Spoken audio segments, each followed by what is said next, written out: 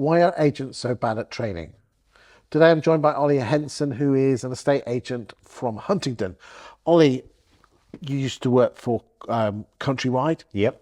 You were absolutely chuffed to bits with their training. Why, as an industry, do you feel that we are so bad at it now? Talk to me.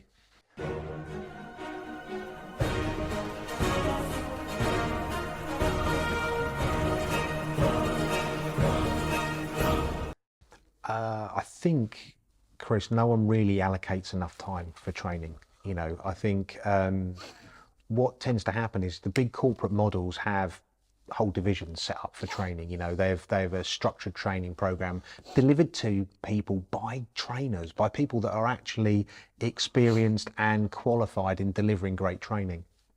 Unfortunately, in the independent kind of model, often people are brought in from a junior level. There might be 6 or 8 people sitting around the office, and the training is, right, you're sitting there next to such and such and just watch what he does. You might get a few pointers from the office manager after the morning meeting, but often it's like, there's your desk, there's your phone, off you go, you're on your own scenario. And I think that model's definitely starting to change, in terms of the internet now with the data. If you want to pick up training, if you're self-motivated by training, there's enough places that's a you big can one. look. I think that you're absolutely right there. I mean, it shocks me that, there's 14,500 estate agents. Let's assume the top 50 have training departments. I can never get over 10. I can never get over 10 trainers. No. 10 between 14,500 estate agents is not enough. It's not, and I think most people that are in the industry and have been in the industry for a long time, ever since I've been in there, there's been this talk of regularisation, sort of bringing in a certain standard in terms of agency. Yes. And I've not spoke to many people that don't think that that's a good idea. I think bringing in a certain standard would raise probably the public's perception of agents immediately, but the actual training, I think, I've worked with, we've referenced him before, but I worked with Matt, where training is a massive part of what we do. And developing, because a lot of people say, I don't need to be trained. Well, you don't need to be developed, don't you?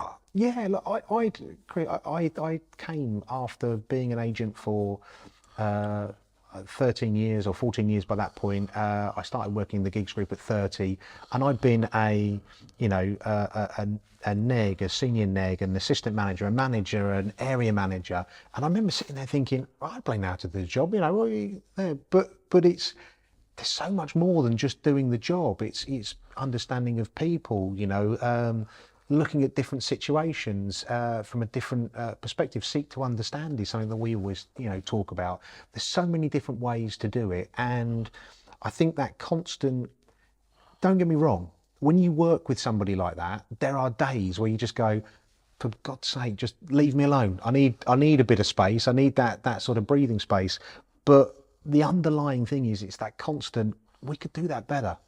But there's another 1% out there. There's another 2%. How if we have that conversation again, and for a big bulk of my career working in the gigs group, I was a valuer, a lister. I'd go out there and win instructions, and for anybody that does the job, you realise that's one of the, I think it's the rejection, isn't it? It's that fear of rejection. It's right. How am I going to go out and win this listing? And I listened to something the other day, and it sums up that brilliantly.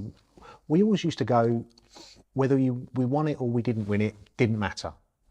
What we were going to do is, at the end of the appointment, we were going to talk about what went well and what didn't go so well. So, in the ones that we'd go out and win, and someone said, yeah, great, I'm going to come on board you. Yeah, we'll pay you 1.5% and we'll use all of your referral bits and whatever. What went well about that appointment? And then the ones where someone went, oh, no, it's not, we're not going to use you. It's the fee, you charge too much money or whatever. What didn't go so well about them? And without ever the risk of the fear of going, oh God, we didn't win this one, or where we go.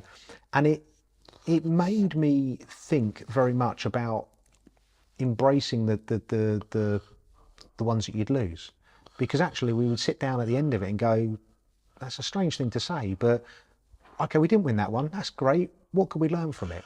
But they just don't think that way. They see it as rejection and hate rejection. And why didn't they pick me? Yeah, and you know, there've been points in my career with that, and the thing that I was going to say earlier, I watched this video about Roger Federer, and he said Roger Federer won 80% of his professional tennis games, but he only won 54% of the points that he played. So, you know, when you sit and think about that, you know, there'll be different agents or different valuers around the country watching this, and everyone's got different metrics, but, you know, I'd always probably convert 60 to 65% of the appointments that I went to. So immediately 35% of the properties that I'm going to aren't going to use me. And although you never want to accept that, there's part of it going, well, if I can understand that, I don't have to win every single appointment. So you then start thinking, right, who are the clients that do believe in what I'm doing, you know, that have got aligned values, that could really see the benefit of how we could help them. So, you know, for me, that was a massive bit of you know, kind of in. How did you get over that fear of rejection? Age, maturity, a little bit. training, yeah, doing it, repeat. You know, what they call repetition is the mastery of all skill, isn't it? So. Videos. You came to our office about 3-4 years ago, Chris, and no one was doing video at that point. Well, they were, but we weren't. And you got the phone out and you put a business card in front of it and you said, stand 2/3 to one side of the screen and video yourself. And I remember doing it thinking, oh my God, this is horrific. And you just keep doing it. And then all of a sudden now you don't think anything of it. You just have to keep going on and doing it, and you refine it and you think, right, how can I get that a little bit better? It's the same as that listing process, but it goes back to that training that we discussed. You know, is somebody sitting down with you on a weekly basis or a monthly basis, however long it needs to be, and saying, come on, talk to me about you know, what did you win? What did you learn from that? What did you lose? What did you learn from that? How are we going to take that forward? And next time, if you're faced with the same question or the same opposition, what could you do differently? And it's so important that if you come out of the situation and someone challenges you by making them accountable and then you verbalizing it, it goes to a different part of the brain and you learn, don't you? Yeah, completely. And you don't take it personally, but you actually learn from it. We sit down and you know, I've never met an agent that as skillful as they might be, that doesn't lose a listing. We've all had it, you know. You obviously spent a long time, you know, going out there being a lister. You won some, you lost some. You know, the aim is to win more than you lose, I think, or win the right ones. Completely. That in itself, again, talking Come about back to the Federer thing. Yeah, and equally the self-employed thing. You know, I going out there initially, particularly when you're into a new patch, and there, you know, the first thing is I've got to get boards up, I've got to get instructions, I've got to get this wheel turning. In the first probably 6 months, there is instructions I took that I should never have taken. You know, the ones that you think, oh, and you probably know.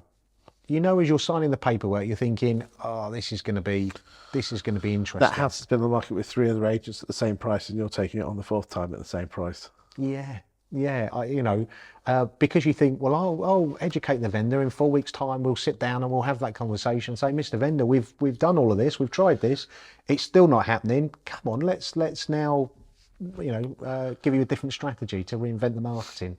But I think the thing is, you can't be all things to all men. I've realised that, and just know what you are. Be confident and passionate about what you do, and you know, project that. And the right people will come to you, and they'll want to use you for what it is that you're good at, not the things that maybe you're not so good at. Thank you for your time today, Ollie. Thanks, Chris.